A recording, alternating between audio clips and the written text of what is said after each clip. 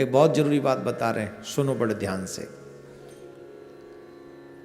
कार्तिक मास जिन्होंने संपूर्ण नहीं किया है,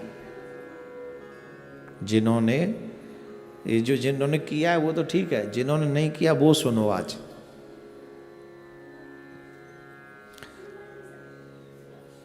अरे आप शांत रहिए ना। जिन्होंने नहीं किया है वो सुनो।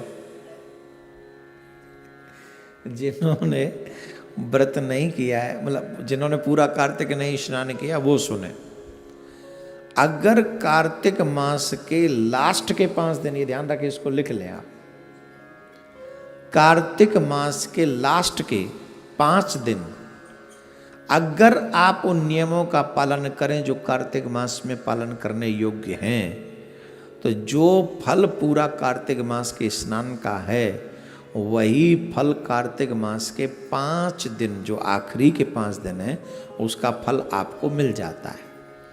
ये हम नहीं बता रहे हैं, ये पुण्य जो है पितामह भीष्म ने धर्मराज जी को बताया। और पूरे महीने जिनसे न हो पाया हो, उन्हें कम से कम 5 दिन ऐसा करना ही चाहिए। ये कार्तिक मास अपने आप में बड़ा पवित्र पुनीत है, और मैं तो कहूँगा आप भी कीजिए और अपने बच्चों से भी करवाइए, क्योंकि आप हैं तो अभी बच्चे कर लेंगे, कल को शायद आपके बच्चे न करें, समझ ही नहीं पाएंगे, इतने मॉडर्न हो जाएंगे, इतने वो हो जाएंगे, शायद न कर पाएं। आप कीजिए, मैं बताता हूं नियम क्या। वैसे तो 5 के 5 दिन व्रत करना चाहिए, ब्रह्मचर्य का पालन करना चाहिए, क्रोध का त्याग करना चाहिए। मैं ये शॉर्टकट में बता रहा हूं जिससे वीडियो छोटी बने और आपको सब तक पहुंच जाए। 5वां दिन, 5 जो दिन है वो कब से प्रारंभ होंगे? देव उठनी एकादशी से, और पूर्णिमा तक वो 5 दिन कंप्लीट होंगे। देव उठनी एकादशी से पूर्णिमा तक आपको ये व्रत करना है। और देव उठनी एकादशी कब है जी?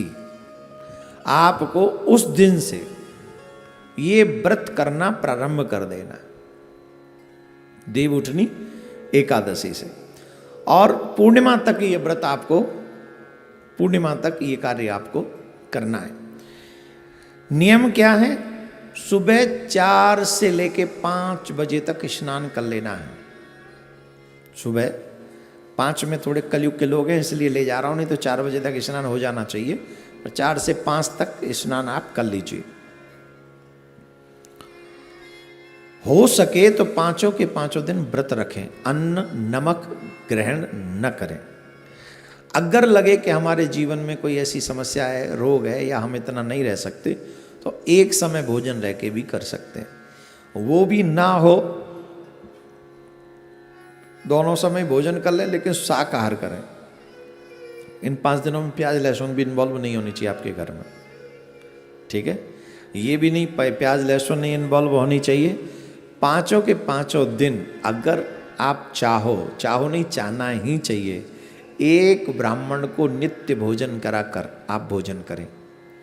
गौ को चारा खिलाकर ही आप जो है भोजन ग्रहण करें। पक्षियों को कुछ खिला दें तो कुछ करें उसे। और जितना, अगर ये संभव नहीं है कि 5 दिन हम कॉन्टिन्यूस ब्राह्मण को बुलाएं, तो आखिरी के दिन, पूर्णिमा के दिन, हम 5 ब्राह्मण बुलाकर अपने घर में भोजन जिमा सकते हैं। पर डे करने की बजाय हम एक दिन में ही कर सकते हैं। ब्रह्मचर्य का पालन अवश्य करें। ये 5 दिन जो है, पितामह भीष्म ने धर्मराज जी को बहुत बड़ा उपदेश दिया था। ये उपदेश 5 दिन तक चला था। ध्यान से सुनना, ये उपदेश पितामह भीष्म ने धर्मराज जी को दिया था, और धर्मराज जी को ये उपदेश 5 दिन चला था। और पितामह भीष्म आजीवन ब्रह्मचारी थे, ये आप सब जानते हैं। और इसीलिए भगवान श्री कृष्ण ने ये कार्तिक मास के ये 5 दिन जो हैं, यही 5 दिनों में उन्होंने ये उपदेश दिया था। तो ये 5 दिन पितामह भीष्म को श्री कृष्ण ने अर्पण कर दिए, और कहा कि आज से कार्तिक मास के आखिरी के 5 दिन जो भी व्रत करेगा, जो भी इन नियमों का पालन करेगा, जो फल पूरे कार्तिक के स्नान का मिलता है वो फल उनको इन 5 दिनों में मिल जाएगा। तो पितामह भीष्म आजीवन ब्रह्मचारी थे, इसलिए इन 5 दिनों में ब्रह्मचर्य का पालन करना चाहिए, पृथ्वी पर शयन करना चाहिए, झूठ नहीं बोलना चाहिए, देवी देवताओं की पूजा नित्य करनी चाहिए, स्पेशली तुलसी, आंवला और बेलपत्र, इन वृक्षों की पूजा करनी चाहिए। तुलसी हमारे सनातन में बहुत पूजनीय हैं, इसलिए तुलसी के बिरवे के पास जो ये व्रत करें उन्हें सुबह शाम दीपक जलाना चाहिए, घी का दीपक, शुद्ध देसी गाय के घी का दीपक, भैंस का नहीं। आपके यहाँ बाजार का घी आता है और ये प्रॉब्लम है, हमारे कहने से 10 घी जलेंगे, 10 दीपक जलेंगे इन 5 दिन में, सुबह शाम एक एक, राइट। तो आप 10 दीपकों में कितना घी लगा दोगे?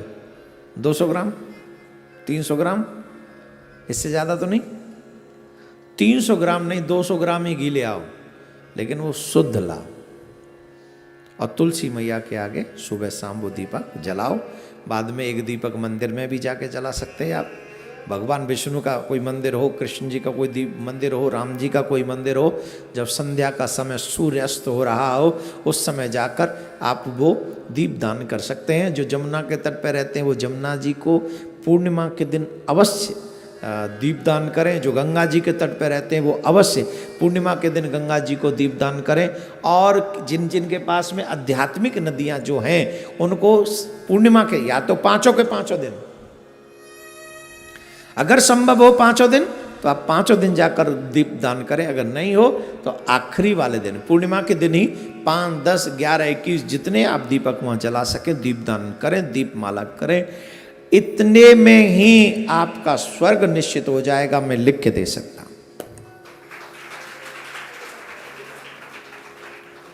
जिनको स्वर्ग जाना है वो कर लें कार्तिक मास के 5 दिन, आखिरी 5 दिनों में ये कार्य आपको स्वर्ग मिलेगा।